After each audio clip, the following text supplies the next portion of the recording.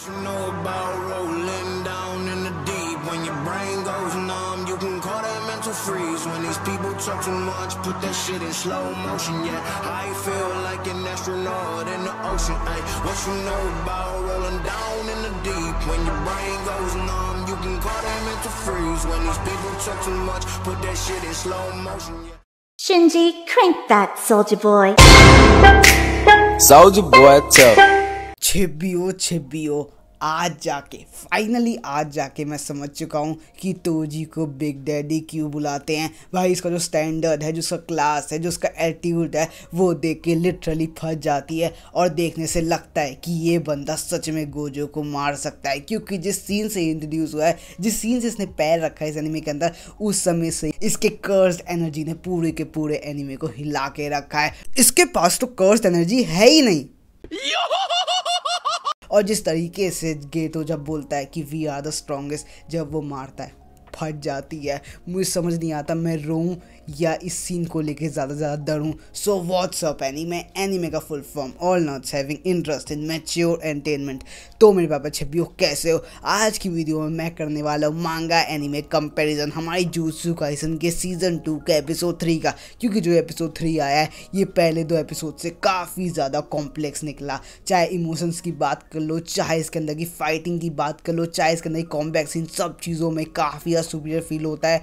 और आगे के एपिसोड्स कितने ज़्यादा खतरनाक होने वाले हैं इससे पता चल जाता है। तो तुम चैनल पर नए आए हो, सब्सक्राइब मार दो, वीडियो को लाइक कर दो, शेयर कर दो। So let's get into this video. If you have something to say, then just spit it out already. आई को शेट ठोक दीजिए महाकाल का, दबा के शेट ठोक दीजिए। I don't want to die, I just don't want to live. 'Cause the more I try, the less I can bear. Who am I? One who's afraid to see the other side, to a faith filled with trauma. Who am I? One who can fix up every problem except for mine, 'cause I don't even try. छिबियो Jujutsu Kaisen season 2 episode 3 manga के chapter 70 से लेके 72 तक पूरा के पूरा cover करती है। जो चीज़ सबसे पहले मेरी नज़रों में आई वो थी 2 मेन कैरेक्टर जो इस पूरे सीजन में पहली बार इंट्रोड्यूस हुए, जो थे केंटो नवामी और यू हाइबारा, फर्स्ट ईयर के टेक्निकल कॉलेज के स्टूडेंट। और जो ये हाइबारा है, इसका जो जैकेट है इसको छोटा कर दिया। मांगा में इसका जैकेट लंबा सा है, एनीमे में छोटा कर दिया। शायद एक्टर में डिफरेंस लाने के लिए चीज़ को किया, पर सही है, कुछ गलती नहीं दिखी इसके अंदर। और जो उनकी फैमिलीज़ है जहाँ से दोनों आते हैं, ये काफ़ी ज़्यादा नॉर्मल है, सिंपल है, तो इन पर ज़्यादा बात करने की ज़रूरत नहीं है। पर मैं फिर भी ये चाहता था कि इनको थोड़ा और लेट इंड्यूस किया जाए, क्योंकि जिस समय पे इसको इंड्यूस किया गया हमारा ध्यान इन दोनों पे है ही नहीं, हमारा ध्यान पूरे सीन पे था। क्योंकि जो सीन चल रहा था पहले 10 मिनट, वो सीन था पूरा ट्रिप का। हम ट्रिप में काफ़ी ज़्यादा इंगेज थे, वो ट्रिप काफ़ी लंबी सी फील हो रही थी। क्योंकि मांगा में ट्रिप काफ़ी ज़्यादा छोटी है, पर एनीमे में इस ट्रिप को लंबा सा करके दिखाया है, जो बुरा नहीं है। पर मुझे बाद में जाकर पता लगा कि इस ट्रिप की कितनी ज़्यादा वैल्यू है। इस ट्रिप में चाहे कैरेक्टर डेवलपमेंट हो, चाहे एनिमे की सेटिंग हो, या चाहे प्रेशर दिखाना, उसको काफ़ी अच्छे से मैनेज किया है। तो नो कंप्लेंट्स अबाउट इट।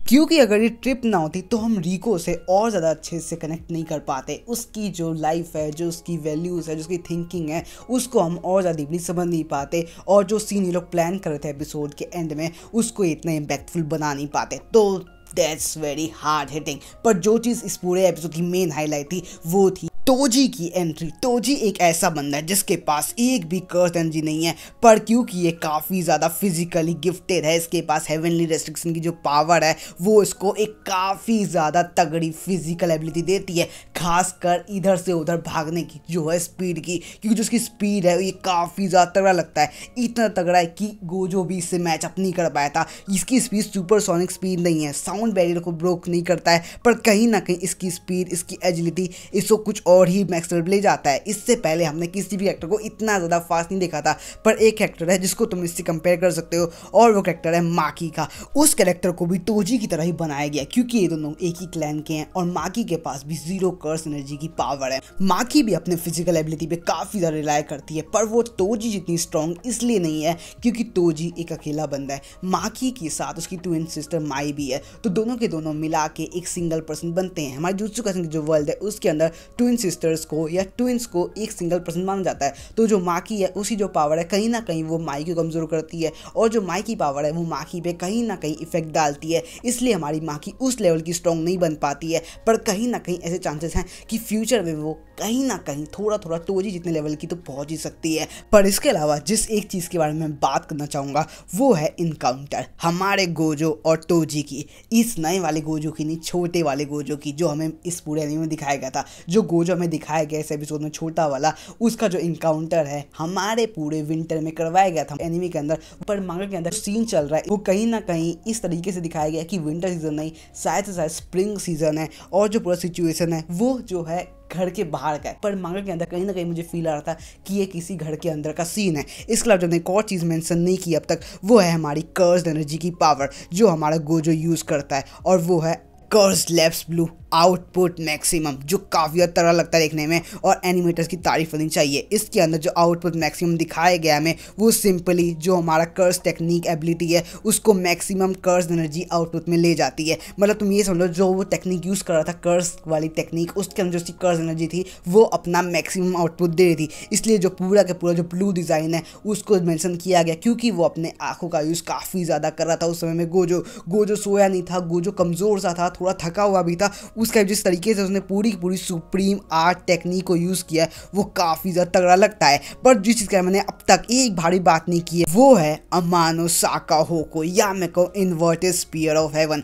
पता नहीं क्यों टोजी की ये वाली आर्मर या कहूँ वेपन टूटी हुई थी, पर इसके बारे में जो एक्सप्लेन करता है टोजी, मांगा में ये चीज़ थोड़ी सी डिफरेंट है। मांगा में इसको अलग से नरेशन के थ्रू समझाया गया है, पर हमारे एनिमे के अंदर टोजी एक्सप्लेन कर रहा है। ये चीज़ बेकार नहीं है, विलन अपने पावर को खुद ही ज़्यादा एक्सप्लेन करता है और ये देखते समय अजीब सा भी नहीं लगता, उल्टा कन्वीनियंट ही लगता है हमें। पर जो फाइनल चीज़ों में इस पूरे एनीमे में कहना चाहूँगा वो यही थी कि किस तरीके से मापा ने एंजल फिश का, या मैं कहूँ एम्परर एंजल फिश का यूज़ किया है। ये फिश वही है जो पानी में ज़्यादा तक जिंदा नहीं रह पाती, जो मर जाती है, और इसी चीज़ को सिंबलाइज किया गया इस एनीमे के अंदर, जो देखने में काफ़ी ज़्यादा अच्छा लगता है। और इसका एक और बार सिंबोलिज्म दिया गया था सीजन 1 की ओपनिंग के थ्रू, जहाँ पे हमारा यूजी इतादोरी बैठा है स्टार्टिंग में ही ओपनिंग है। और यही कुछ मिसिंग पार्ट्स थे जिनके बारे में मुझे आज की इस वीडियो में बात करना था, ताकि मैं मांगा और एनिमे के बीच की जो बैरियर थी, जो इंटरेक्शन था, जो डिफरेंस था तुम्हारे सामने रख सकूं और तुम्हारे सामने एक ट्रांसपेरेंसी बना सकूं। जो पूरा एपिसोड था सच में तगड़ा था, जो ब्रूटैलिटी थी, जिस तरीके से सारे के सारे इवेंट्स को हमारे सामने रखा जाता है, चाहे वो एक्साइटमेंट हो, चाहे वो शौक हो, चाहे वो जॉय हो, या चाहे कंपैशन हो, या चाहे लास्ट का सीन जब गेटो गुस्से में आता है और बोलता है डाई, जो एंगर हो, सब चीज़ों को काफ़ी ज़्यादा अच्छे से हमारे सामने रखा गया है, हमें दिखाया गया है। And this was the 5 are the most best episode of Jujutsu Kaisen. तुम्हारे क्या थॉट्स हैं, तुम्हारे क्या आइडिया है, तुम्हारे क्या ओपिनियन है, सब कुछ कमेंट में जरूर बताना। सो आज की वीडियो रैप करना चाहूँगा, उम्मीद करूँगा आज की वीडियो लाइफ में नई वैल्यू लेसन कुछ ना कुछ रियायत किया यार, किया वीडियो लाइक करो, चैनल सब्सक्राइब जरूर मारना यार, जितना हो शेयर जरूर करना। तो मिलूंगा अपने अगले ऐसे ही वीडियो के साथ, तब तक के लिए जय हिंद, जय भारत, वंदे मातरम। 曖昧な言葉なんかじゃ何一つ叶わない